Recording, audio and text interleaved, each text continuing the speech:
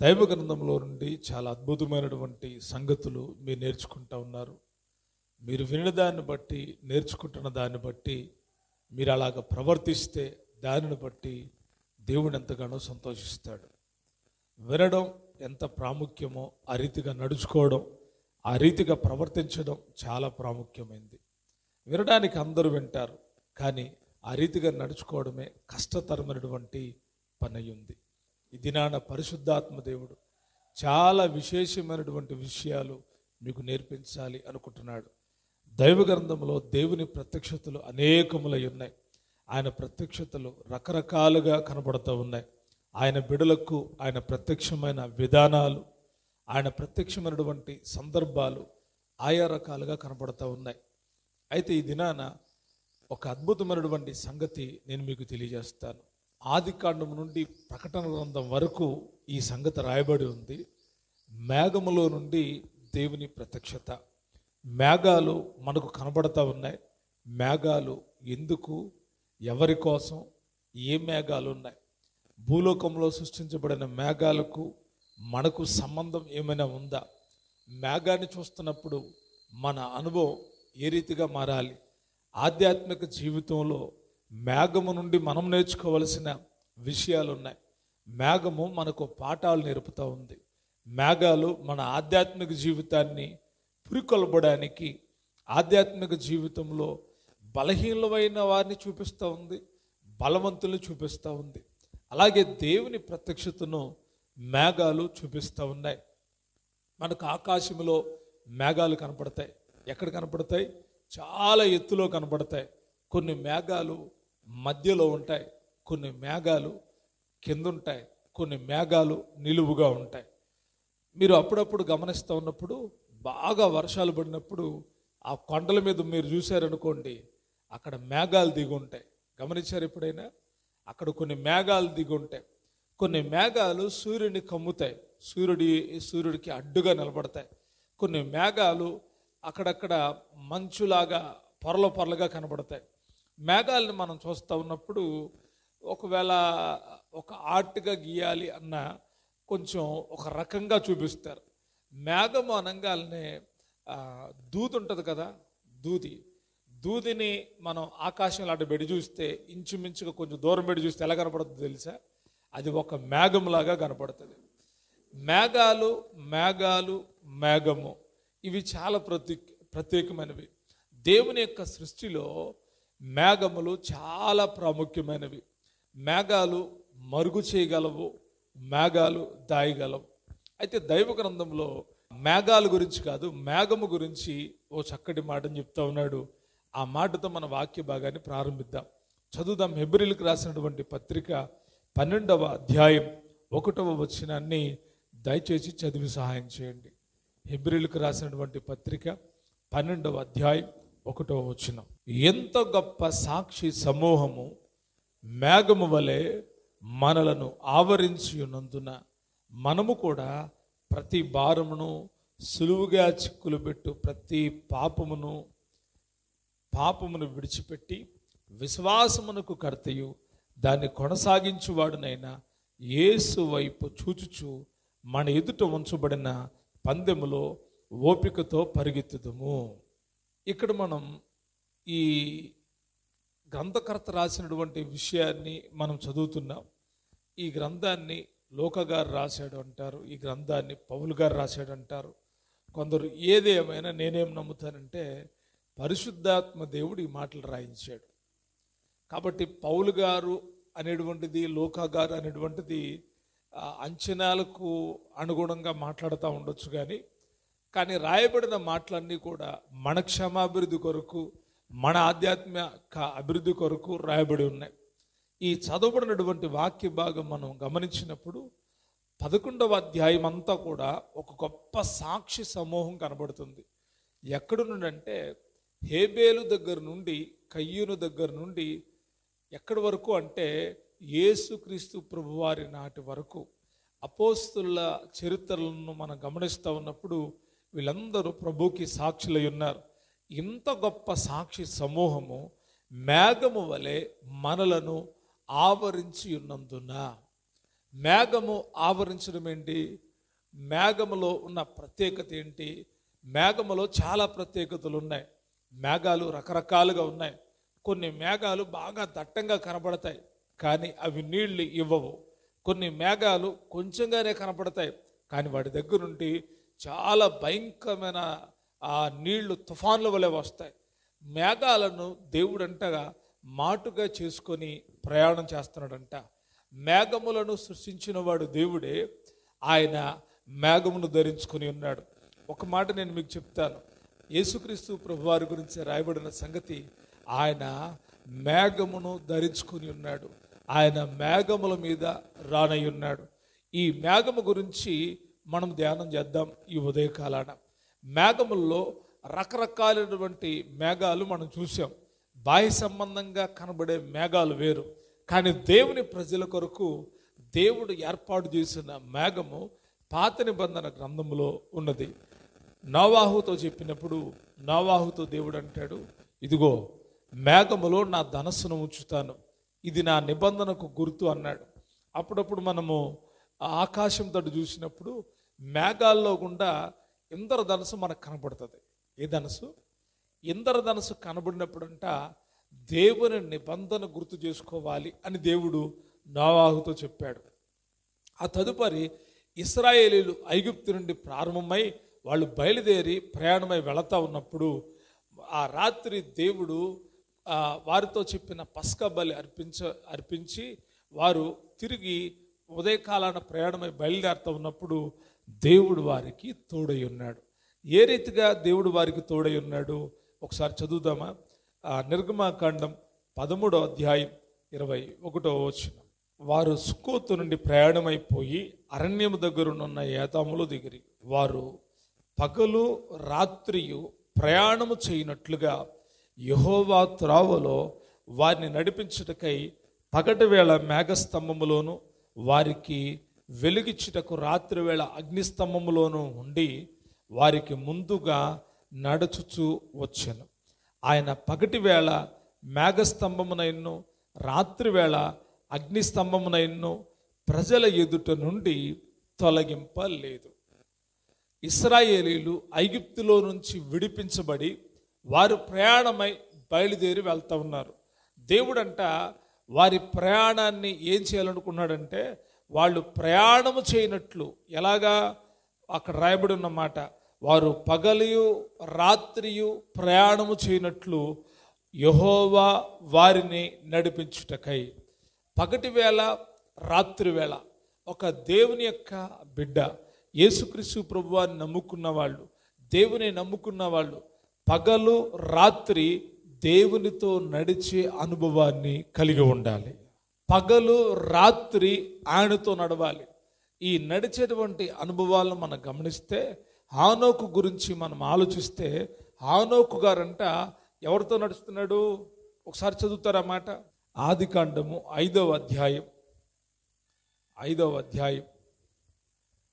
23వ వచనం. హానోకు దినములన్నీ 365 ఏండ్లు హానోకు దేవునితో నడిచిన తరువాత దేవుడు అతన్ని తీసుకుని పోయెను. అతడు ఏం చేస్తా ఉన్నాడంటే 22వ వచనం. హానోకు మెతుషెలను కనిన తరువాత 300 ఏండ్లు దేవునితో నడుచుచు కుమారులను కుమార్తెలను కనెను. ఎలాగంట? కుమారులను కుమార్తెలను కంట ఉన్నాడు, దేవునితో నడుస్తూ ఉన్నాడు.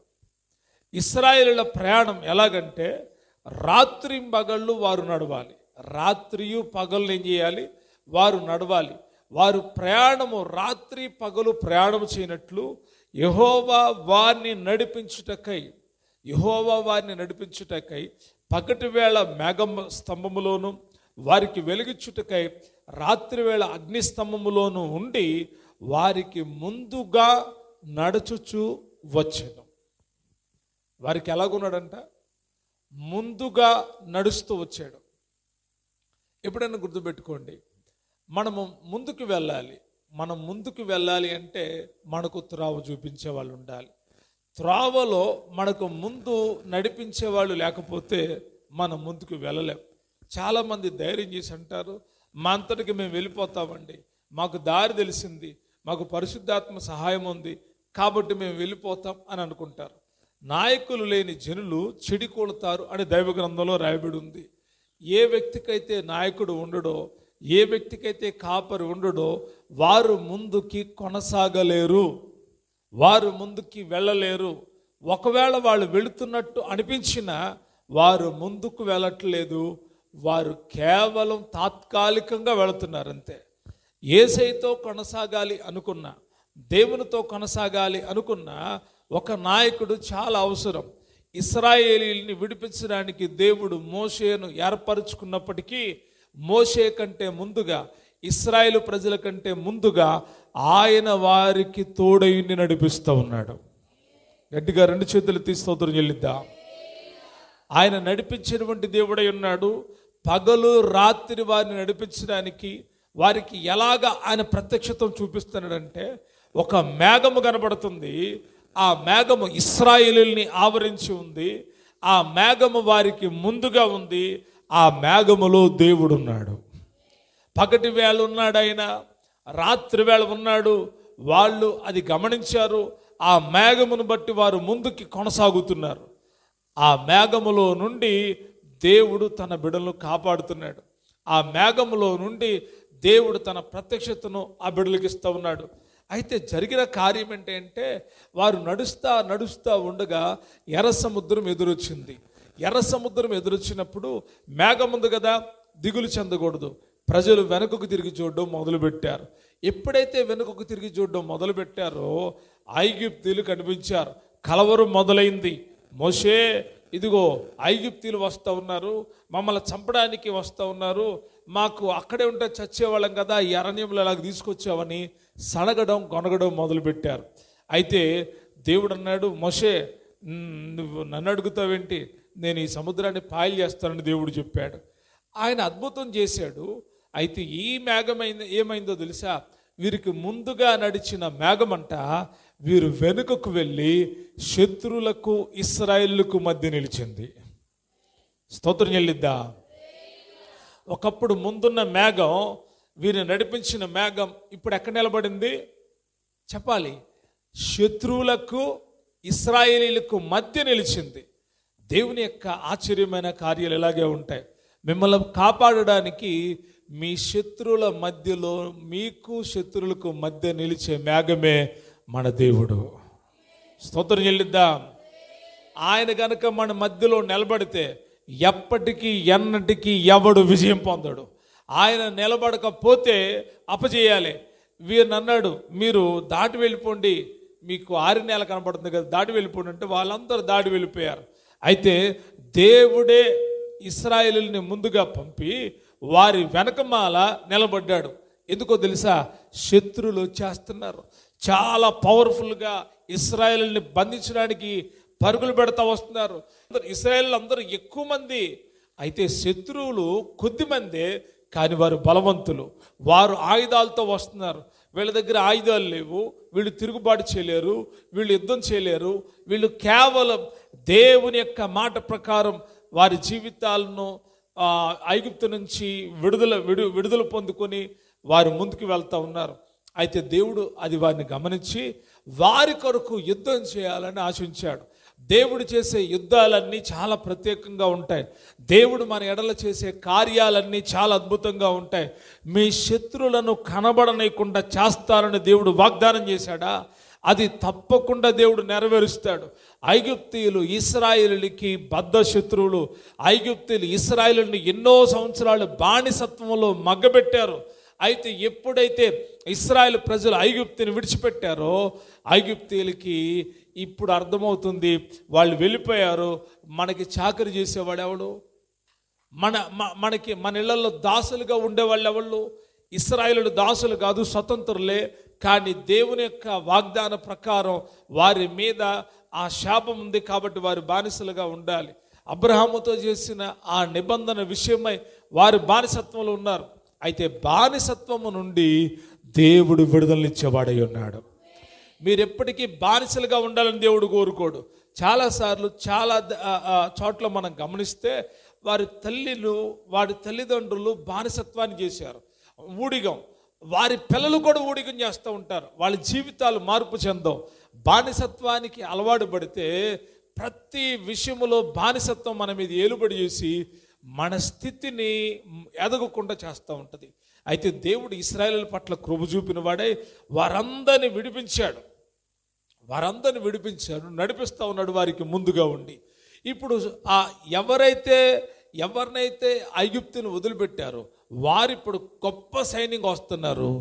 దేవుడంట ఐగుప్తీయులకు ఇశ్రాయేలీలు అవతల వరకు వెళ్ళే వరకు దేవుడు ఎక్కడున్నాడు తెలుసా? ఐగుప్తీయులకు ఇశ్రాయేలుకు మధ్యలో మేఘము వలె ఆవరించున్నాడు. గట్టిగా దేవునికి స్తోత్రం చెప్తారా? అక్కడ రాయబడి ఉంటుంది, చదువుతారు ఒకసారి. 14వ అధ్యాయం 19వ వచనం. నిర్గమకాండం 14వ అధ్యాయం 19వ వచనం. అప్పుడు ఇశ్రాయేలు ఎదుట సమూహమునకు ముందు నడిచిన దేవదూత వారి వెనుకకు పోయి వారిని వెంబడించెను. ఆ మేఘస్తంభము వారి ఎదుటి నుండి పోయి వారి వెనుక నిలిచెను. అది ఐగుప్తుల సేనకు ఇశ్రాయేలులకు సేనకు నడుమ ప్రవేశించెను. అది మేఘము గనుక వారికి చీకటి కలిగిను, రాత్రంతయు వీరికి వెలుగునిచ్చెను. గట్టిగా దేవునికి స్తోత్రం చెప్తారా? ఎవరికి చీకటి? ఆ మేఘములో 2 అనుభవాలు కనబడుతున్నాయి. ఒకప్పుడు మేఘము పగటి వేళ మేఘస్తంభముగా ఉంది, రాత్రి వేళ అగ్నిస్తంభముగా ఉంది. కానీ ఆ రోజు జరిగిన కార్యం అంటే ఇశ్రాయేలు ముందుగా వెళ్తుంటే మేఘము ఇశ్రాయేలుకి ప్రజలకి వెనకమాలుగా ఉంది. ఈ వెనకమాలు ఉన్న మేఘము ఇశ్రాయేలు అందరికి వెలిగిస్తూ ఉంది, ఐగుప్తీయులకు చీకటిని కలుగు చేస్తూ ఉంది, శత్రులకు చీకటిని కలుగు చేస్తూ ఉంది. శత్రు సైన్య సమూహము చీకట్లో ఉన్నారు. వాళ్ళ ప్రయాణాలు కొనసాగట్లేదు, వాళ్ళు ముందుకు వెళ్ళలేకపోతున్నారు. ఎంత ప్రయత్నించినా ఇశ్రాయేలును చేరుకోలేకపోతున్నారు. ఎందుకో తెలుసా? దేవుడంట తన బిడ్డలను కాపాడుతాడు. ఎలా కాపాడుతాడు అనే సందర్భం ఇక్కడ కనబడుతుంది. దేవుడు నీ కొరకు నా కొరకు ఒక మేఘాన్ని ఉంచాడు. ఆ మేఘము మనతో ఉంది, మనకు ఎల్లప్పుడూ విజయమే. ఇశ్రాయేలీలు ఏమి యుద్ధం చేయట్లా, వారు ఆరిన నేలను చక్కగా వెలుతురులో ఆ చీకటి లేకుండా వారు వెళ్తూ ఉంటే ఐగుప్తులకి ఏం కలిగిందంట? చీకటి కలిగింది, కలవరం వచ్చేసింది, ప్రయాణాలు సాగనివ్వడు. నీ శత్రువులు నీకంటే ముందుగా వెళ్ళరు, నిన్నేమీ చేయలేరు. చాలాసార్లు అపవాది అయినటువంటి సాతాను, వాడు చీకటి వాడు. ఈ ఐగుప్తీయులందరూ కూడా చీకటి సంబంధికులు. ఈ ఐగుప్తీయులందరూ కూడా సాతాను కార్యాలకు సాతాను యొక్క యోధులుగా కనబడుతూ ఉన్నారు. వీరు ఇశ్రాయేలీయుల్ని బంధించి బానిసత్వంలో పెట్టాలి అనుకుంటున్నారు. అయితే దేవుడు వారికి అధికారాన్ని ఇవ్వలేదు, వారిని చీకట్లో ఉంచాడు. నేటికి కూడా సాతాను కార్యాలన్నీ చీకట్లోనే. చీకటి సంబంధికులందరూ చీకటి ఆలోచనలు, చీకటి సంబంధికులందరూ చీకటి యొక్క నడిపింపులో ఉన్నారు. వారు ఎప్పుడూ కూడా ఆత్మీయులను నాశనం చేయాలని, ఆత్మీయులను పతనం చేయాలని, ఆత్మీయులను కృంగదీయాలని, ఆత్మీయుల యొక్క జీవితాలను కనబడకుండా చేయాలని ప్రయత్నం చేస్తూ ఉంటారు చీకటి సంబంధికులు.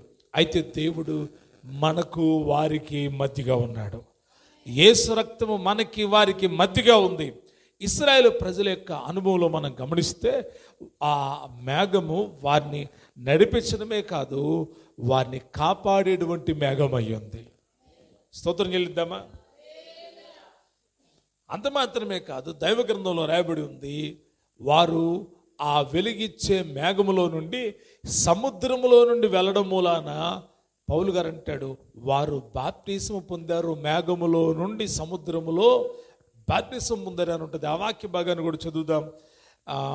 కొరింథీయులకు రాసినటువంటి మొదటి పత్రిక 10వ అధ్యాయం 1-2 వచనాలు.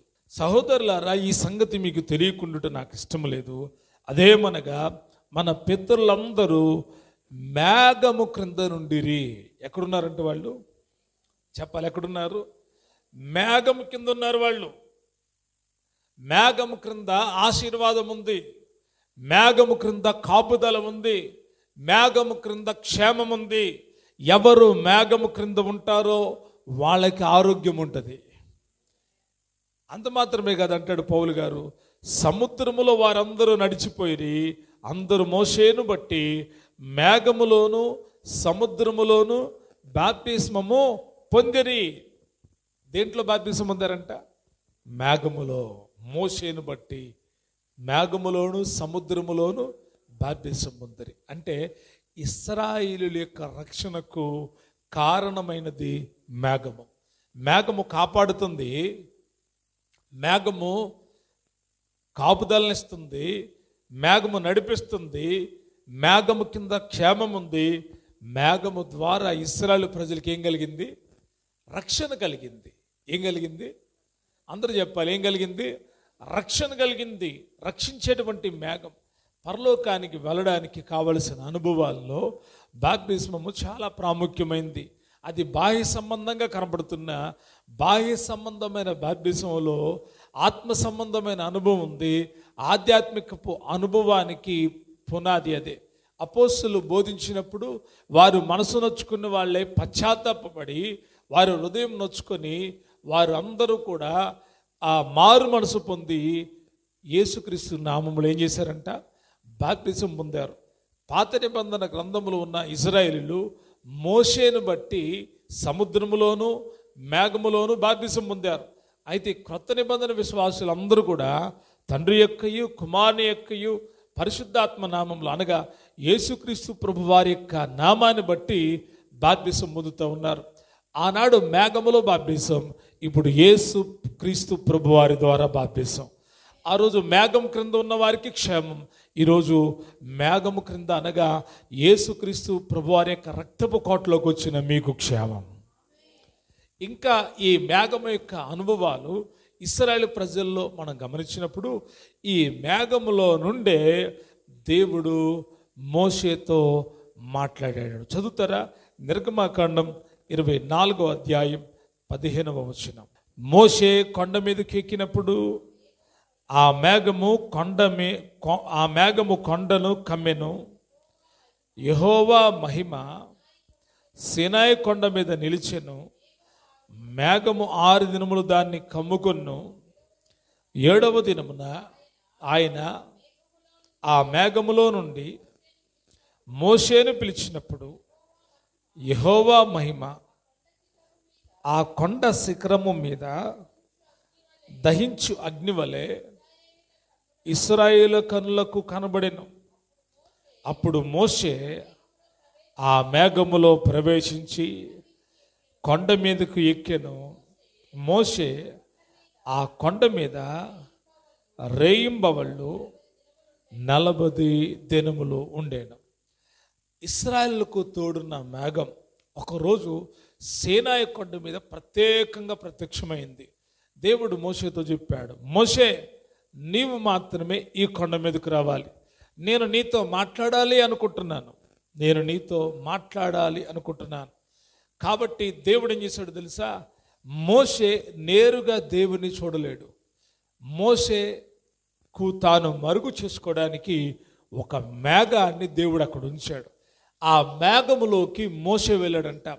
ఇశ్రాయేలు ప్రజలందరూ ఆ మేఘము తట్టు చూస్తే ఆ మేఘములో దేవుని మహిమ వారికి కనిపిస్తూ ఉంది. ఆ మేఘములో ఆయన దహించు అగ్ని వలె ఇశ్రాయేలు కన్నులకు ఏం చేస్తున్నాడు? ఆయన కనబడుతున్నాడు. ఎక్కడ? మేఘములో. అందరూ చెప్పాలి, ఎక్కడ? ఆ మేఘములోనే మోషే 40 రాత్రి పగళ్ళు దేవునితో ఉన్నాడు. ఆ మేఘములో నుండే దేవుడు మోషేతో మాట్లాడడం మొదలుపెట్టాడు. ఆ మేఘములో నుండే దేవుడు 10 ఆజ్ఞలను ఇచ్చాడు. ఆ మేఘములో నుండే దేవుడు ధర్మశాస్త్రాన్ని సిద్ధం చేశాడు.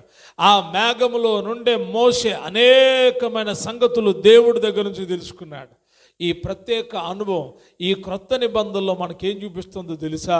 పరిశుద్ధాత్మ అనుభవాన్ని చూపిస్తూ ఉంది. గట్టిగా స్తోత్రం చెప్తారా? పరిశుద్ధాత్మ అనుభవం చాలా ప్రాముఖ్యమైనది. మేఘములోకి మోషే వెళితే మోషేతో దేవుడు మాట్లాడడం మొదలుపెట్టాడు. మేఘం లేకపోతే మోషే వెళ్ళలేడా? మేఘానికి మోషేకి ఏంటి సంబంధం అంటే ఆ మేఘం మహిమా మేఘము దేవుని యొక్క మహిమను మరుగు చేసి దేవుని ప్రత్యక్షతను చూడగలిగే మేఘం అది. దేవుణ్ణి ఎవడు ఎప్పుడూ చూచి ఉండలేదు. ఎందుకంటే ఆయన నేరుగా చూసిన వాడు ఎవడంట బ్రతకలేడు. అలాగే మీరు కనుక సూర్యుని చూడగలరా? నేరుగా చంద్రుని చూస్తారేమో కానీ సూర్యుని చూడగలరా? ఎందుకని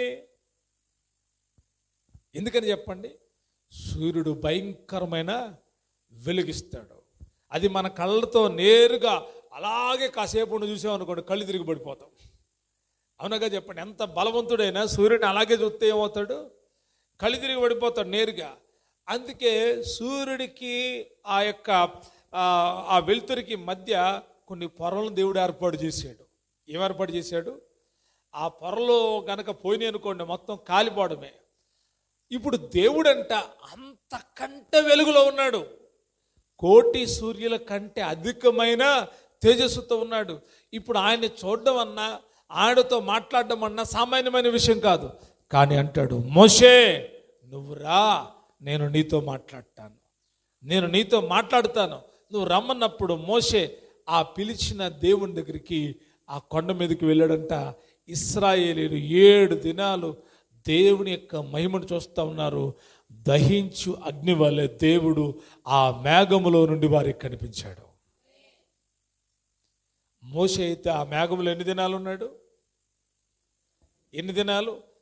40 దినాలు ఉంటే దేవుడు ధర్మశాస్త్రాన్ని ఇచ్చాడు. దేవుడు ఆ ప్రత్యక్ష గుడారాన్ని ఎలా కట్టాలో తెలియజేశాడు. నిబంధనలు ఇచ్చాడు, ఆజ్ఞలు ఇచ్చాడు. ధర్మశాస్త్రం అంతటినీ మోషేకు తెలియజేశాడు. ఈ మేఘము ఇంకా విడిచిపెట్టలా. కిందకు దిగి వచ్చాడు మోషే. మరలా ప్రయాణం ప్రారంభమైంది. దేవుడు తనతో చెప్పినట్టు ప్రత్యక్ష గుడారాన్ని నియమించాడు. ఏ గుడారాన్ని?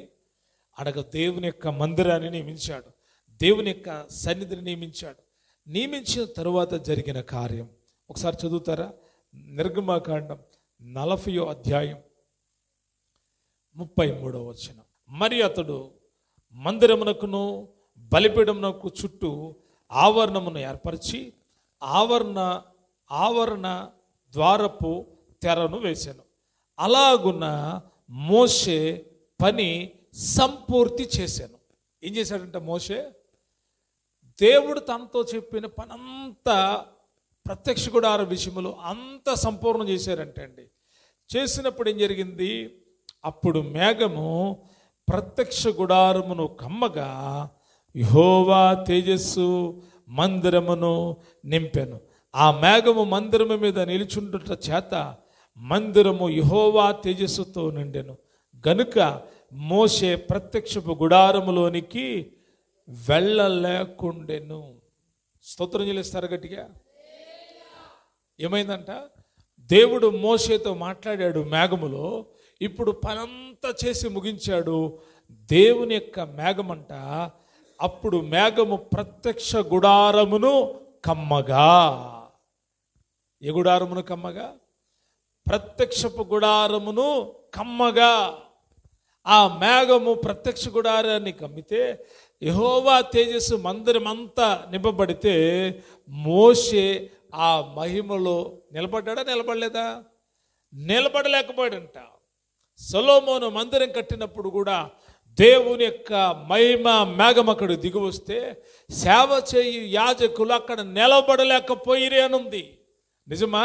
అవును, వాళ్ళు నిలబడలేకపోయారు. దేవుని కొండ మీద మేఘం ఉన్నప్పుడు మోషే దహించి అగ్నిగా కనబడిన అక్కడికి వెళ్ళినా అక్కడ మోషే నిలబడ్డాడు. అక్కడ మోషే ఆయన సన్నిధానంలో నిలిచాడు. ఆయన చెప్తున్న విషయాలన్నీ తెలుసుకున్నాడు. కానీ ఇక్కడ మందిరములో దేవుని యొక్క మహిమ ఎప్పుడైతే అక్కడికి దిగి వచ్చిందో మేఘం వలె, అక్కడ మోషే ఏం చేయలేకపోయాడంట? నిలబడలేకపోయాడు. దేవుడు పరిశుద్ధుడండి. దేవుడు నీతిమంతుడు. దేవుడు పరిశుద్ధతలో మహనీయుడు. ప్రభువా, నీ దోషాలు కనిపెట్టి చూసిన ఎడల ఎవడు నీ ఎదుట నిలవగలడు? నీ పరిశుద్ధ స్థలములో నివసింపదగిన వాడెవడు? నిజమే, మోషేనే నిలబడలేకపోయాడు. ఆ మహిమ మేఘము దేవుని యొక్క మందిరములో నిలబడితే ఆ చుట్టూతో ఉన్న ఇశ్రాయేలు ప్రజలందరికీ ఆ మేఘము వెలిగిస్తూ ఉంది. ఆ మేఘము కనబడుతూ ఉంది. కాబట్టి వారు నమ్మారు. ఆ గుడారములో అర్పించబడే ప్రతి బలి దేవుని సన్నిధానానికి చేరుతుంది. చెప్పాలి గట్టిగా. ఆ గుడారం కట్టబడినప్పుడు అంత విలువ అనిపించలా. ఆ గుడారంలో బలిపీఠం ఉంది, ఆ గుడారంలో గంగాళం ఉంది, ఆ గుడారంలో సమూహపు రొట్టెల బల్ల ఉంది, ఆ గుడారంలో దీపస్తంభం ఉంది, ఆ గుడారంలో దేవుని మందసం ఉంది. అయితే ఆ కార్యక్రమం అంతా ఇంకా బలులు ప్రారంభించలా. ఎప్పుడైతే పనిని సంపూర్తి చేశాడో ఆ గుడారపు సంపూర్ణత ఎప్పుడంటే దేవుని మహిమా మేఘం దిగి వచ్చినప్పుడు. స్తోత్రం చెల్లిస్తారా? మనము పరిపూర్ణం ఎప్పుడవుతామో తెలుసా? ఒకానొక దినాన ప్రభు రాబోతున్నాడు. ఆ దినమున మనము పరిపూర్ణం అవుతాం, మేఘముల మీద కొనుపబడతాం. అయితే ఈరోజు మన యొక్క ప్రతి కార్యానికి ప్రతి చర్యగా మనకు ఆత్మ సంబంధంగా నడిపించే ఆ మేఘము పరిశుద్ధాత్మ దేవుడై ఉన్నాడు, పరిశుద్ధాత్ముడై ఉన్నాడు. పరిశుద్ధాత్ముడు మనల్ని నడిపిస్తాడు. పరిశుద్ధాత్ముడు నిలిచి ఉంటే నీ హృదయం అనే దేవాలయములో దేవుడు నిలిచి ఉన్నట్టే. అందుకే పౌలు గారు అంటాడు, మీరు దేవుని ఆలయమై ఉన్నారనియు దేవుని ఆత్మ మీలో నిలుచుచున్నాడనియు మీరు ఎరుగరా? దేవుని ఆత్మ మీలో ఉందని మీకు తెలియదా? ఆ రోజు దేవుని యొక్క మందిరములో మేఘము వలె ఆయన ఆవరించి ఉంటే ఈరోజు ఆత్మస్వరూపిగా నీ హృదయం అనే దేవాలయములో ఆయన నిలిచి ఉన్నాడు. మాలో నిలిచి ఉన్నాడు అంటే గట్టిగా స్తోత్రం చెప్పండి. ఆయన నీలో నిలిచి ఉంటే చాలా అద్భుతమైనటువంటి కార్యాలు జరుగుతాయి. ఏం జరుగుతాయి? పరిశుద్ధాత్మ నిలిచి ఉంటే చదువుతారా? యోహాను రాసినటువంటి సువార్త 16వ అధ్యాయం 13వ వచనం. అయితే ఆయన అనగా సత్యస్వరూపైన ఆత్మ వచ్చినప్పుడు మిమ్మును సర్వసత్యములోనికి నడిపించును. ఆయన తనంతట తానే ఏమీ బోధింపక వేటిని వినునో వాటిని బోధించి సంభవింపబోవు సంగతులను మీకు తెలియచేయను. ఇప్పుడు హృదయం అనే ఆలయములో పరిశుద్ధాత్ముడు వస్తే, అయితే సత్య స్వరూపేగు ఆత్మ మీలోనికి వచ్చినప్పుడు, ఎక్కడికి వచ్చినప్పుడు చెప్పాలి? ఎక్కడికి వచ్చినప్పుడు? మీలోనికి వచ్చినప్పుడు. మీ లోపలంటే ఎక్కడికి వస్తాడు ఆయన? మీరు దేవుని ఆలయమై ఉన్నారని దేవుని ఆత్మ మీలో. ఇప్పుడు మీరు ఆలయాలైతే ఆయన మీలోకి వస్తాడు. ప్రత్యక్ష గుడారపు అనుభవం మీలో ఉంటే ఆయన మీలోకి వస్తాడు. దేవుని యొక్క మందిరముగా మీరు మార్చబడితే పరిశుద్ధాత్ముడు మీలోకి వస్తాడు. దేవుని యొక్క ప్రత్యక్షత స్థలముగా మీరు మార్చబడితే ఆయన మీలోకి వస్తాడు. మీ హృదయాలు సిద్ధపరచబడితే, మీ హృదయాలు దేవుని కొరకు ఎదురు చూస్తూ ఉంటే, మీ హృదయాలు దేవుని ఆలయంగా మలచబడితే ఆయన మీలోకి వచ్చి నివాసం చేస్తాడు. ఆయన మీలోకి వస్తే మిమ్మల్ని ఏం చేస్తాడు తెలుసా? నడిపిస్తాడు, మీకు బోధిస్తాడు, మీకు రహస్యమైన సంగతులను తెలియజేస్తాడు. ఈ కార్యాలన్నీ జరగాలి అంటే పరిశుద్ధాత్మ మేఘము వలె మీలో నిలిచి ఉండాలి. పరిశుద్ధాత్ముడు మేఘం వలె మీలో నిలిచి ఉంటే మీరు నడిపించబడతారు, మీరు బలపరచబడతారు, మీరు స్థిరపరచబడతారు, మీరు అనేకమైన సంగతులను నేర్చుకుంటారు. పరిశుద్ధాత్ముడు నేర్పిస్తాడు. గుడారం అంతా సిద్ధం చేసిన తర్వాత దేవుని యొక్క మేఘము దిగివచ్చిందంట. ఆ దిగివచ్చిన మేఘము గుడారములో ఉన్నంతసేపు ఆ బలులు అర్పించడం, ఆ కార్యక్రమం అంతా జరగాలి. ఆ తర్వాత మరొక అనుభవం అక్కడ కనబడుతుంది. చదువుతారా? నిర్గమకాండం 40వ అధ్యాయం 36వ వచనం. మేఘము మందిరం మీద నుండి పైకి వెళ్ళినప్పుడల్లా ఇశ్రాయేలీలు ప్రయాణమైపోయిరి. ఇదే వారి ప్రయాణ పద్ధతి. ఆ మేఘము పైకి వెళ్ళిన ఎడల అది వెళ్ళు దినము వరకు వారు ప్రయాణము చేయకుండరి. ఇశ్రాయేలీలు అందరు కనుల ఎదుట పగటి వేళ యెహోవా మేఘము మందిరము మీద ఉండెను. రాత్రి వేళ అగ్ని దాని మీద ఉండెను. వారి సమస్త ప్రయాణములలో ఇలాగునే జరిగెను. దేవునికి 2 చేతులెత్తి స్తోత్రం చెల్లిద్దామా? మనము చాలాసార్లు చాలా పాటలు పాడతాం. ఆ పాటల్లో కొన్ని పాటల్లో ఒక పాట ఏంటంటే, ఇశ్రాయేలు సైన్యమునకు ముందు నడిచిన దైవమా, ఇశ్రాయేలుల సైన్యానికి ముందు నడిచావు కదయ్యా, నేడు మాతో కూడా ఉండి మమ్మల్ని ఏం చేయి, నడిపించు అని అంటాడు. నేను మీతో ఉంటాను, మీలో ఉంటాను. ఇశ్రాయేలుల మధ్యలో ఉన్నాను, కానీ మీలో ఉంటాను. ఇశ్రాయేలులకి రాతి పలకల మీద నా శాసనాలు ఇచ్చాను, కానీ హృదయం అనే పలకల మీద నేను రాయాలనుకుంటున్నాను. మీ హృదయం అనే పలకల మీద నా వాక్కులు రాస్తాను అని దేవుడు ఎప్పుడో వాగ్దానం చేశాడు. ఇశ్రాయేలుల ప్రయాణ పద్ధతి చాలా విశేషమైనది. ప్రయాణం ఎలాగో తెలుసా? మేఘము గుడారము మీద ఉన్నంత కాలం వారు మేఘము చుట్టూతా వారి యొక్క టెంట్లు వేసుకొని, గుడారాలు వేసుకొని వారు నివాసం చేయాలి. వారి వారి గోత్రాలు చొప్పున వారు గుడారాలు వేసుకొని, ఆ గుడారాలన్నీ కూడా ఎటువైపు ఉండాలో తెలుసా? ఏమండి, మా వాసు తూర్పు వైపు ఉందండి, తూర్పు వైపు వేసుకుంటామని ఎవరికి పడితే ఎవరు ఇష్టం వచ్చినట్టు వాళ్ళు గుడారాలు వేసుకోకూడదు. ఎవరు ఇష్టం వచ్చినట్టు వాళ్ళు ఏం చేసుకోకూడదు, గుడారాలు వేసుకోకూడదు. వారి గుడారాలన్నీ, వారి గుమ్మములు ఎలాగుండాలి తెలుసా? ప్రత్యక్ష గుడారంకు ఎదురుగా ఉండాలి. స్తోత్రం చెల్లిద్దామా? మీకు అర్థం కావడానికి చెప్తాను. ఇక్కడ ఇది ప్రత్యక్ష గుడారం అనుకుందాం. ఇది ప్రత్యక్ష గుడారం కనపడుతుందా మీకు? ఇది ప్రత్యక్ష గుడారం. ఈ ప్రత్యక్ష గుడారము ఇటువైపు తూర్పు అనుకుందాం.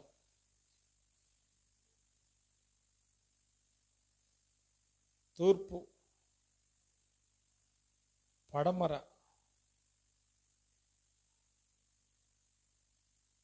దక్షిణం, ఉత్తరం, ఇలా 4 దిక్కులు ఉన్నాయి అనుకోండి. వీళ్ళు గుడారాలు ఎలా వేసుకోవాలి తెలుసా? ఏమంటే మాకు తూర్పు గుమ్మాలు కావాలండి, మేము తూర్పు వైపు వేసుకుంటాం అని వేసుకోకూడదు. గుడారము చుట్టూతా గుడారాలు ఉండాలి. స్తోత్రం చెల్లిద్దాం. గుడారము చుట్టూతా గుడారాలు. ఇది గుడారం అనుకోండి, ఇది గుడారం. ఇదేంటిది? ఇది గుడారం. ఇటువైపు నేను గుడారం వేసుకుంటే ఇటువైపు గుమ్మం ఉండాలి. సరే, మరి ఇది గుడారం కదా, ఇటువైపు వేసుకుంటాను అనుకో. ఇది తూర్పు దిక్కు అనుకుందాం, ఇది తూర్పు దిక్కు అనుకుందాం. ఇది ఇది ఇది గుడారం, ఇటు తిరిగితే తూర్పు దిక్కు అనుకుందాం. ఇది తూర్పు దిక్కు. ఇప్పుడు సహజంగా మనుషులందరూ ఏమి చూస్తారు చెప్పండి? చెప్పండి. ఎవరు చూసినా గుమ్మాలు ఎటు పెడతారు?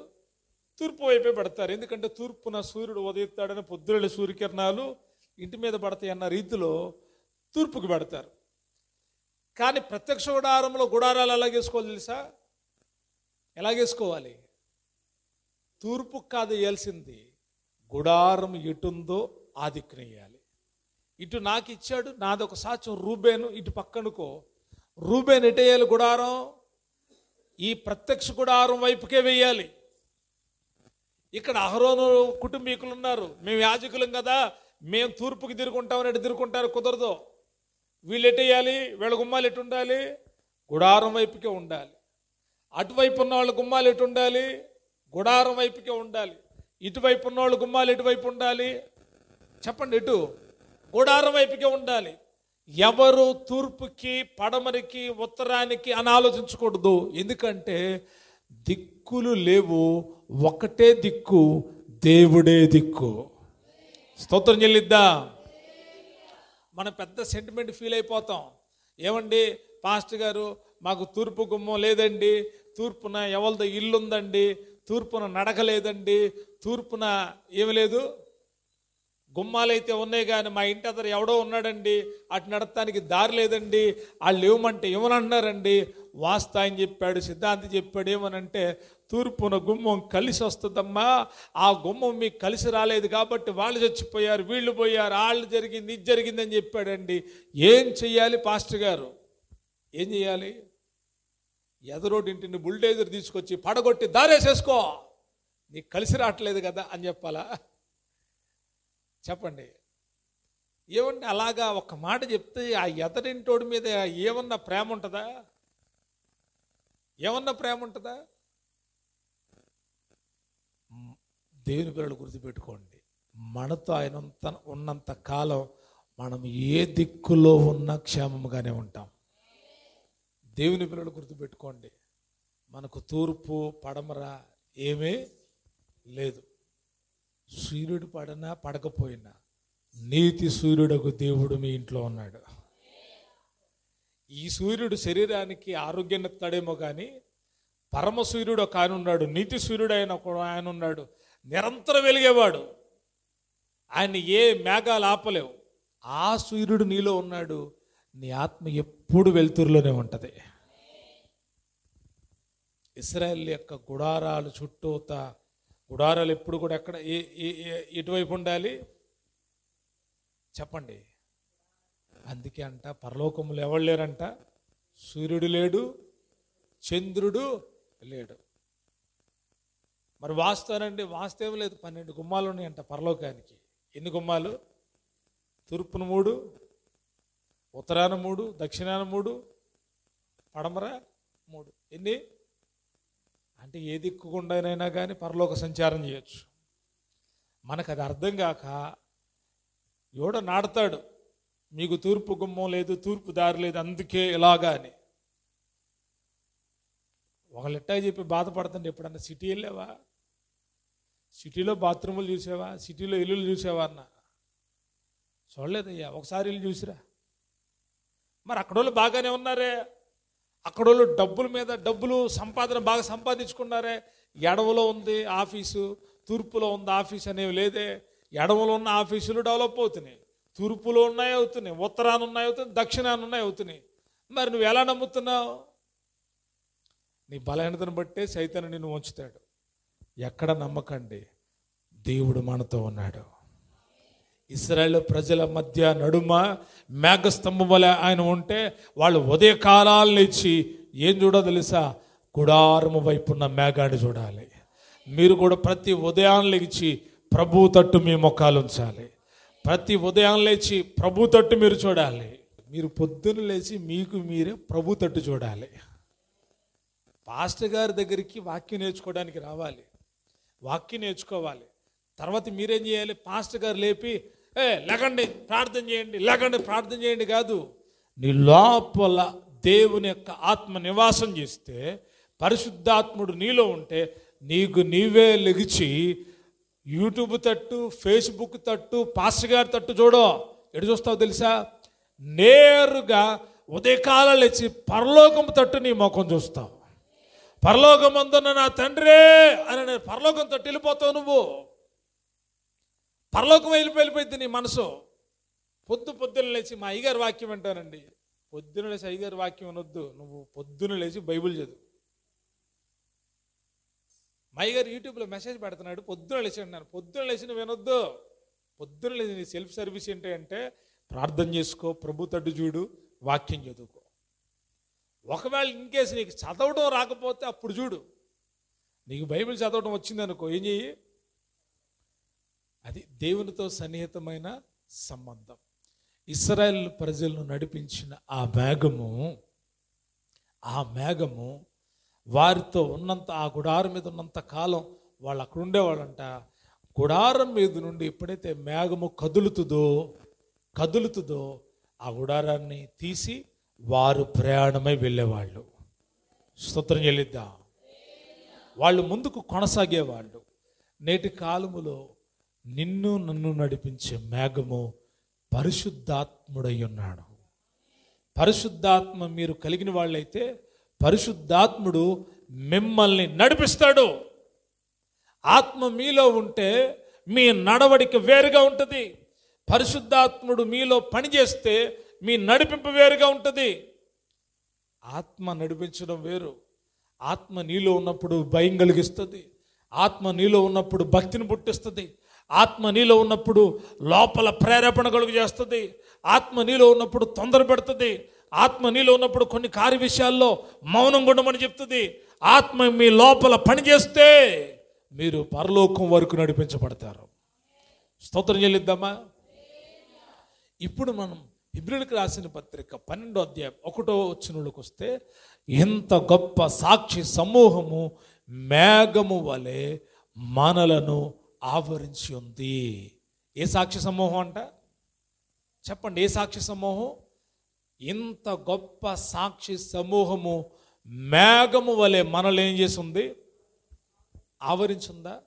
ఆవరించి ఉంటే మీ విశ్వాస జీవితాలు బలపరచబడతాయి, మీ ప్రార్థన జీవితాలు బలపరచబడతాయి, మీరు దేవుని కొరకు ధైర్యంగా ఉంటారు, మీరు దేవుని కొరకు బలమైన కార్యాలు చేస్తారు. ఎందుకంటే ఆ గొప్ప సాక్షి సమూహం అంతా కూడా విశ్వాసమును బట్టి దేవునితో నడిచిన వాళ్ళే, విశ్వాసాన్ని బట్టి దేవునితో కొనసాగిన వాళ్ళే, విశ్వాసాన్ని బట్టి సాక్ష్యం పొందారు, విశ్వాసాన్ని బట్టి బలపరచబడ్డారు, విశ్వాసాన్ని బట్టి తమకున్న ఆ ఐగుప్తు ధనమంతటిని సుఖాన్ని వదిలిపెట్టేసుకున్నాడు మోషే. విశ్వాసాన్ని బట్టి ధైర్యం కలిగి ఉన్నారు, విశ్వాస వీరులుగా నిలిచారు. ఆ విశ్వాస వీరుల యొక్క ఆ సాక్ష్య సమూహం అంతా మేఘము వల్లే మిమ్మల్ని ఆవరిస్తే మీరు ఎలాగెళ్ళాలని చెప్తున్నాడు తెలుసా భక్తుడు? సులువుగా చిక్కులు పెట్టు ప్రతి పాపమును విడిచిపెట్టి విశ్వాసమునకు కర్తయు దాన్ని కొనసాగించే యేసు వైపు చూస్తూ ముందుకు వెళ్ళాలి. స్తోత్రం చెల్లిద్దామా? పరిశుద్ధాత్ముడు నిన్ను ఆవరించి ఉంటే, దేవుని యొక్క సాక్షి సమూహము నిన్ను ఆవరించి ఉంటే, నీవు విశ్వాసమునకు కర్తయు దాన్ని కొనసాగించే యేసు ప్రభువారి వైపే చూస్తావు. యేసు ప్రభువారి వైపే చూడాలి. యేసయ్య వైపు చూసిన వాడు ఇప్పుడు కూడా వెనుకకు తిరిగిపోడు. మనుషుల వైపు చూసిన వాడు వెనకెళ్తాడేమో కానీ యేసయ్య వైపు చూసిన వాడు ఎప్పుడు ముందుకే వెళ్తాడు. పరిశుద్ధాత్మ చేత నింపబడినవాడు ముందుకు వెళ్తాడు, ఆత్మ లేనివాడు వెనకెళ్తాడు. అక్రమం చేసేవాడు ఆత్మ లేనివాడు, ఆత్మ కలిగిన వాడు క్రమం కలిగి నడుచుకుంటాడు. ఆత్మ కలిగిన వాడు శరీర కార్యాలను చంపి, శరీర కార్యాలను విసర్జించి, శరీర కార్యాలను వదిలిపెట్టి ఆత్మతో ఆత్మ కార్యాలు కలిగిన వాడే, ఆత్మవరాలతో నింపబడి ఆత్మ కలిగిన వాడే ఆత్మీయతలో ముందుకు వెళతాడు. రెండు చేతులెత్తి స్తోత్రం చెప్పండి. ఈ ఉదయకాలాన దేవుని యొక్క మహిమ మేఘము వలె మిమ్మల్ని ఆవరించును కాక. ఒక మాట మీతో చెప్తాను. ఒకానొక దినాన యేసుక్రీస్తు ప్రభువారు శిష్యులను పేతురు, యోహాను, యాకోబులను ఒక కొండ మీదకి తీసుకుని వెళ్ళాడు. ఆ కొండ మీదకి ఆయన వెళ్ళినప్పుడు రూపాంతరం చెందుతున్నాడు ఆ కొండ మీద. అప్పుడు ఒక మేఘము వారున్న స్థలమంతా ఒక మేఘము దిగి వచ్చింది. ఆ మేఘములో ఒక శబ్దం వినబడుతుంది, ఇదిగో ఈయన నా ప్రియకుమారుడు, ఈయన యందు నేను ఆనందించుచున్నాను, ఈయన మాట వినుడి. మేఘములో నుండి దేవుని యొక్క స్వరం వినబడుతుంది, మేఘములో నుండి దేవుని ప్రత్యక్షత కనబడుతుంది. ఎందుకు ఈ స్వరం వినబడింది అంటే, అంతకు మునుపు పేతురు, యోహాను, యాకోబులు ఎవరు చూశారో తెలుసా? యేసుక్రీస్తు ప్రభువారు అలాగా నిలబడితే మోషే ఒక పక్కయు, ఏలియా ఒక పక్కయు నిలుచుండి ఆయనతో మాట్లాడుతూ ఉన్నారంట. ఈ సంభవాన్ని చూసి పేతురు హృదయంలో వస్తుంది. పేతురు హృదయంలో అనుకుంటున్నాడు, అబ్బా మోషే, అబ్బా ఏలియా అనుకుంటున్నాడు. వాళ్ళ మాటలు విందామని వీళ్ళు అనుకుంటున్నారు. కానీ దేవుడు చెప్పాడు కదా, ఇదిగో ఈయన నా ప్రియకుమారుడు, ఈయనందు నేను మేఘములో నుండి స్వరం వచ్చింది. మేఘములో నుండి ఏమొచ్చింది? స్వరం వచ్చింది. మేఘము నడిపించేది మాత్రమే కాదు, మేఘములో నుండి దేవుని యొక్క స్వరాన్ని మీరు వినవచ్చు. పరిశుద్ధాత్మ స్వరాన్ని మీరు గుర్తుపట్టాలి. పరిశుద్ధాత్మ దేవుడు మీతో మాట్లాడుతూ ఉంటాడు. మీరు వింటున్నారా? మోషే ఏలియాలు ఎవళ్ళు? మనుషులండి, వారు దేవుళ్ళు కాదు కదా. వీళ్ళు ఎవరి మాట వినాలనుకుంటున్నారంటే మోషే ఏలియా మాట వినాలనుకుంటున్నారు. కానీ మేఘములోండి వచ్చిన స్వరం చెప్తా ఉంది, మీరు వినాల్సింది మోషే ఏలియా మాటలు కాదు. ఇదిగో ఈయన నా ప్రియకుమారుడు, ఈయన యందు నేను ఆనందించుచున్నాను, ఈయన మాట వినుడి. ఎవరి మాట? చెప్పండి, ఎవరి మాట?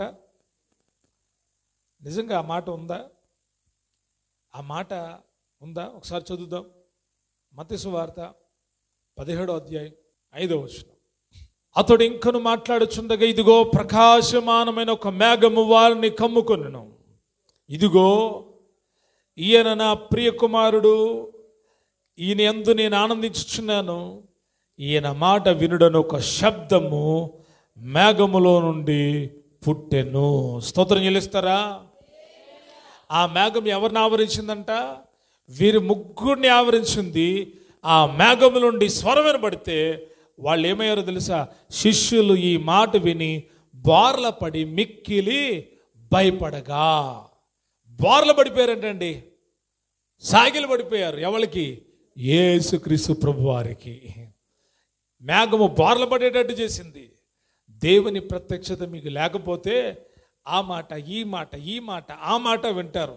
అటు ఇటు కొట్టుకి గాలి కొట్టుకుని పోయి నిర్జల మేఘాలాగా అయిపోతారు. ఏమీ ఉండదు. ఇంతకు మునుపు మీకు చెప్పాను కదా, గాలి లేని మేఘాలు చాలా, నీరు లేని మేఘాలు చాలా ఉంటాయి. ఏ మేఘాలు చెప్పండి? నీరు లేని మేఘాలు. వర్షాకాలం వచ్చింది, ఆ వ్యవసాయకుడు చూస్తూ ఉన్నాడు, మేఘాలు దిట్టంగా గమ్మినాయి. ఏమనుకుంటాడు చెప్పండి? ఏమనుకుంటాడు? అబ్బా వర్షం పడిద్ది అని అనుకుంటాడు. కానీ అవి నీరు లేని మేఘాలు అనుకో, సంతోషిస్తాడా? అరే ఇంత మేఘాలు బట్టి చినుకు కూడా లేదు. కొందరి జీవితాలు అంతే. వారిని పట్టిన మేఘాలు దేవునికి సంబంధించినవి కావు. ఆ మేఘాలు వేరు. కానీ ప్రభు ఇచ్చిన ఆ మేఘము వీరి లోపలికి వెళ్తే వీరికి ఒక స్వరం పడుతుంది, ఈయన మాట మీరు వినండి. ఈరోజు పరిశుద్ధాత్ముడు మీకు చెప్తున్న మాట, ఏది దేవుడు మీ కొరకు బోధించాడో ఆ మాటలే మీరు వినండి. సైతాను మాటలు వినకండి. సైతాను బోధ, దెయ్యాల బోధ వినకండి. దెయ్యపు మాటలు వినకండి. దేవుడు మీతో మాట్లాడుతున్న మాటలనే వినండి. మేఘములో నుండి ఆయన మాట్లాడుతున్నాడా? పరిశుద్ధాత్మ శక్తి ద్వారా మీతో మాట్లాడతాడు. మీతో మాట్లాడతాడు. పరిశుద్ధాత్ముడు మాట్లాడతాడా? ఒక మాట, పరిశుద్ధాత్ముడు మాట్లాడతాడా? మాట్లాడతా? మీరు కాదు మాట్లాడేది, మీలో ఉన్న ఆత్మ మాట్లాడతాడు. సాగిలపడి మురుకుతామయ్య అంటాం కాదు, ఆయనకి సాగిలపడే అనుభవం పరిశుద్ధాత్మ మేఘములో ఉన్నది. ఏ మేఘంలో ఉంది? మేఘములో ఉంది. ఎక్కడ ప్రారంభమైంది ఈ మేఘం? ఇశ్రాయేలు ప్రజలతో ప్రారంభమైంది.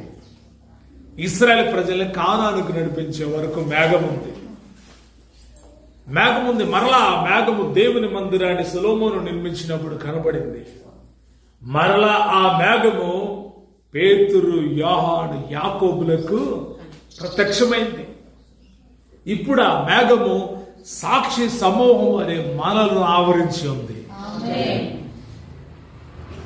ఇప్పుడు ఆ మేఘము ఆకాశంలో కొనుపబడతా ఉంది. ఎందుకో తెలుసా? యేసయ్య చెప్పాడు కదా, ఇదిగో నేను కొనుపబడతాను. ఎలాగా? మేఘముల మీద కొనుపబడతాను. ఒక మాట చదువుతారా? అపోస్తల కార్యాలు 1వ అధ్యాయం 9వ వచనం. ఈ మాటలు చెప్పి వారు చూచుచుండగా ఆయన ఆరోహణమైన అప్పుడు వారి కన్నులకు కనబడకుండా ఒక మేఘము ఆయనను కొనిపోయెను. గమనిస్తున్నారా? ఈ వాక్య భాగంలో ఉన్నటువంటి చాలా అద్భుతమైనటువంటి విషయం. యేసుక్రీస్తు ప్రభువారు చనిపోయి తిరిగి లేచిన తర్వాత ఆయన ఆరోహణుడే వెళ్ళిపోయాడంట. అప్పుడు ఏం జరిగిందంట?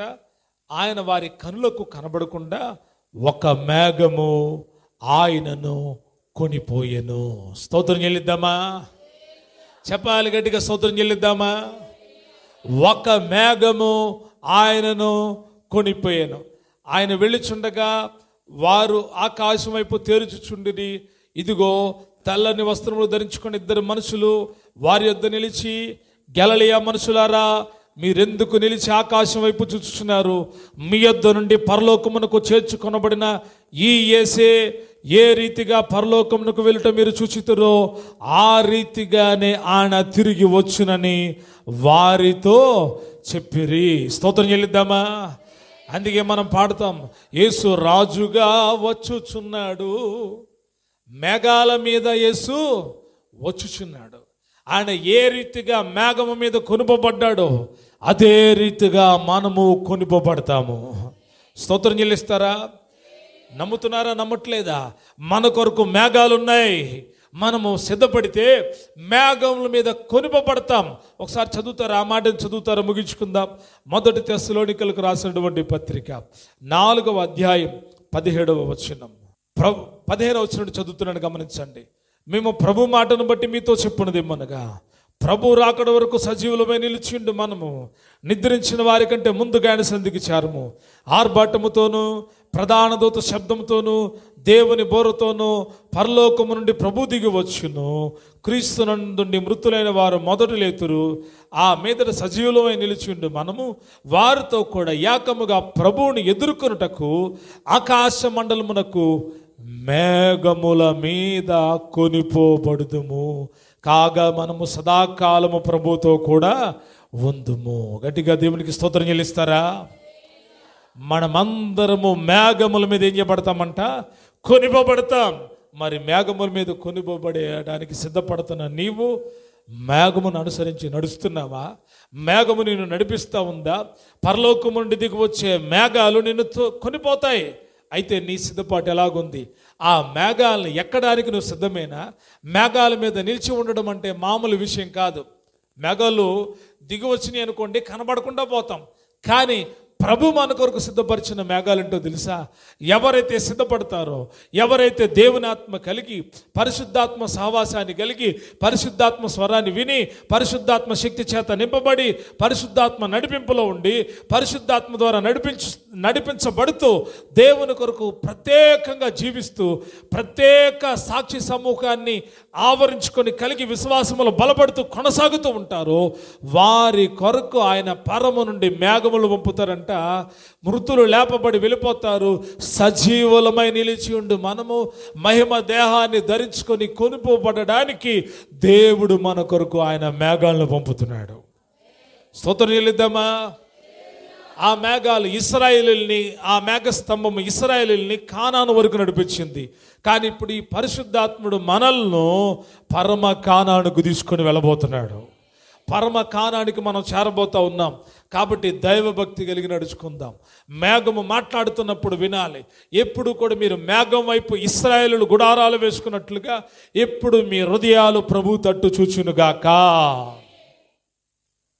దాసురాలి కనులు యజమాను తట్టు చూచినట్లుగా ఎల్లప్పుడూ మీ దృష్టి అంతా యజమానుడైన యేసు ప్రభు వారి మీద ఉండునుగాక. పరిశుద్ధాత్మ దేవుడు, పరిశుద్ధాత్ముడు ఎప్పుడు కూడా మిమ్మల్ని ఎటువైపు తీసుకుని వెళ్తాడో తెలుసా? ఎటువైపుకి తీసుకుని వెళ్తాడు అనుకుంటున్నారు?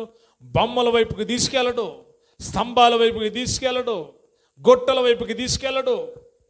ఎప్పుడు కూడా మిమ్మల్ని ఉదయం నుండి కూడా ఆయనతోటి తిప్పాలనుకుంటాడు. మీకు ఏ అవసరత వచ్చినా ఇదిగో నీ దేవుడు ఉన్నాడు, నీకు సహాయం చేస్తాడు, ఆయన్ని అడుగు అని బోధించేవాడే పరిశుద్ధాత్ముడు. తెలియజేసేవాడు పరిశుద్ధాత్ముడు. భయపడమాకు. నీ శత్రువులు చూసి భయపడుతున్నావా? నీ శత్రువులకు నీకు మధ్య నేనున్నాను. చెప్పండి గట్టిగా. నీకు నీ శత్రువులకు మధ్య ఎవరు ఉన్నారు? దేవుని యొక్క మహిమ మేఘముంది. కాబట్టి శత్రు నిన్నేమీ చేయలేడు, అపవాది నిన్నేమీ చేయలేడు. పాత నిబంధన గ్రంథంలో ఇశ్రాయేలు ప్రయాణంలో ఉన్న మేఘము, క్రొత్త నిబంధన ఆధ్యాత్మిక జీవితపు మేఘము పరిశుద్ధాత్ముడే. వారిని నడిపించాడు, వారిని కాపాడాడు, వారికి విజయం ఇచ్చాడు. మేఘములో నుండి ఆహారం వచ్చింది, మేఘములో ప్రత్యక్షత ఉంది.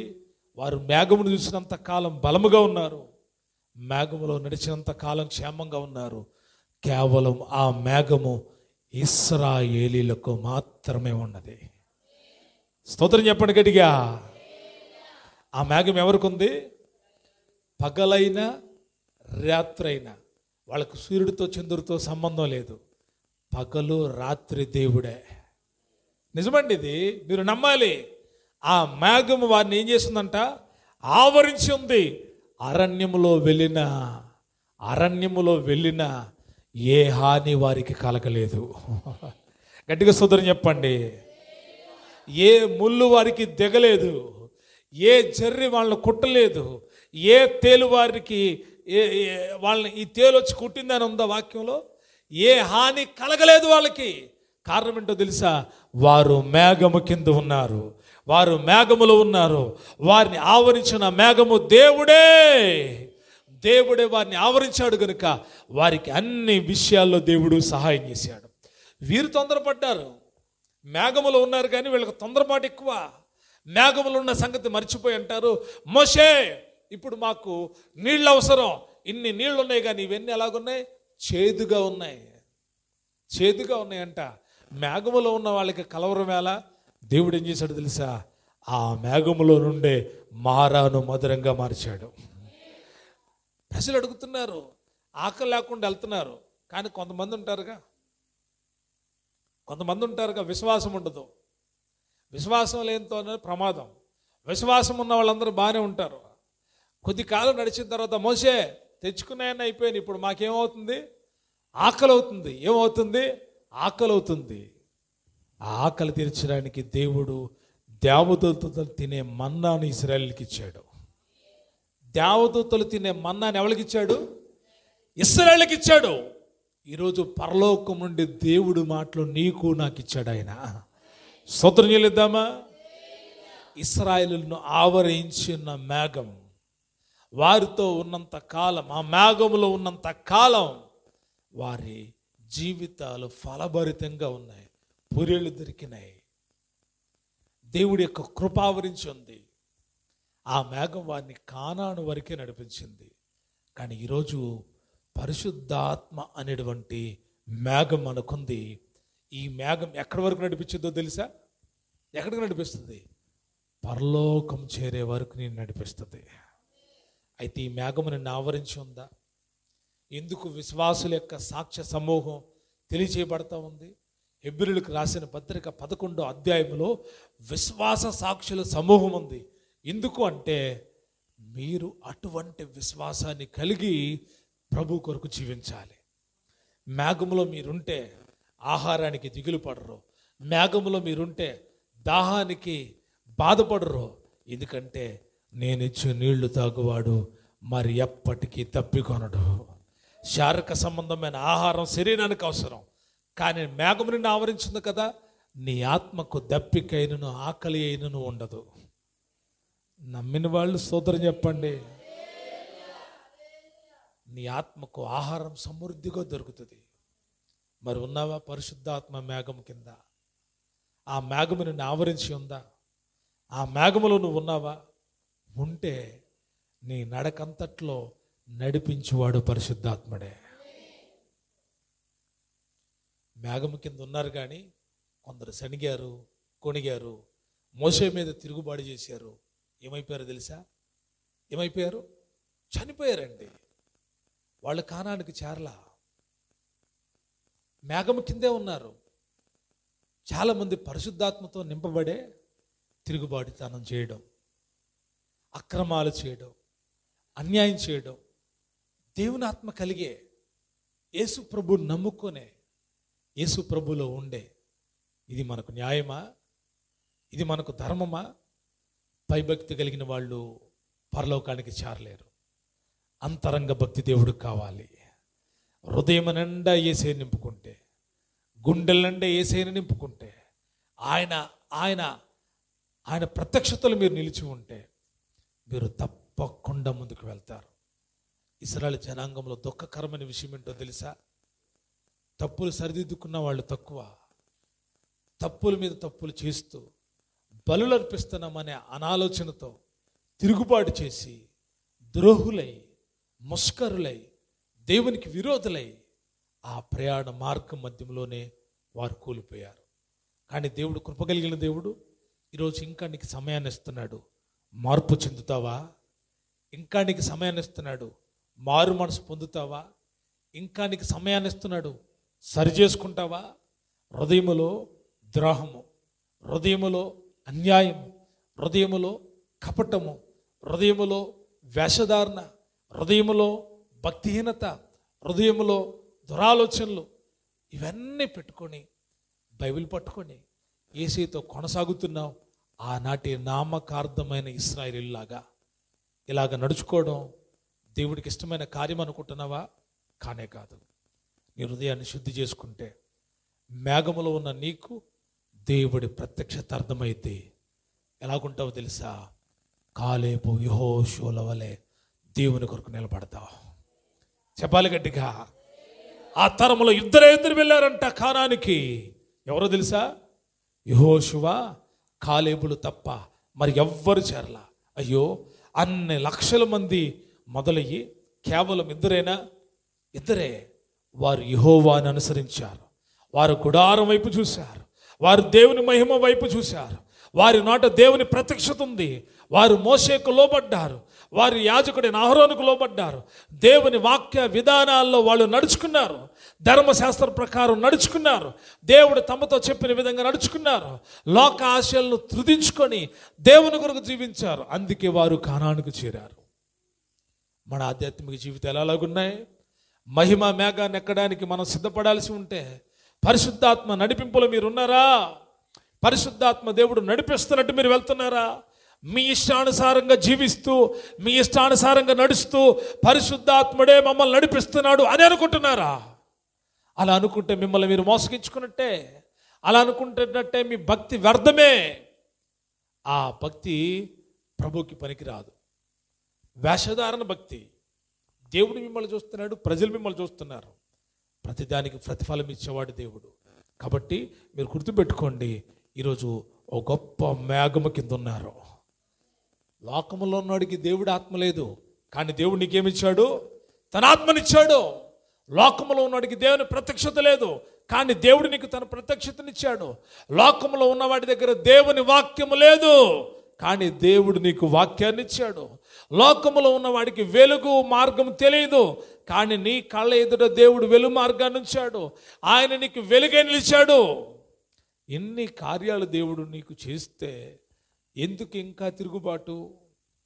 ఎందుకు ఇంకా నువ్వు దేవునికి వ్యతిరేకంగా బ్రతుకుతున్నావు? దేవుడి ఆలోచనలకు ఎందుకు వ్యతిరేకంగా నీ హృదయాన్ని కఠినత్వం చేసుకొని అవిశ్వాసిగా మారిపోతున్నావు? ఈ ఉదయకాలాన దేవుడు మాట్లాడుతున్నాడు, మీ జీవితాలు మార్చబడును గాక. మీ అంతరంగాలు శుద్ధి చేయబడి ఆనాడు ఇశ్రాయేలు నడిపించిన మేఘము ఈరోజు పరిశుద్ధాత్మ వలె మనలను ఆవరించి ఉంది. అంత మాత్రమే కాదు, మరొకరు లేరు. సాక్షి సమూహం వలె మేఘం మనల్ని ఏం చేసింది? ఆవరించి ఉంది.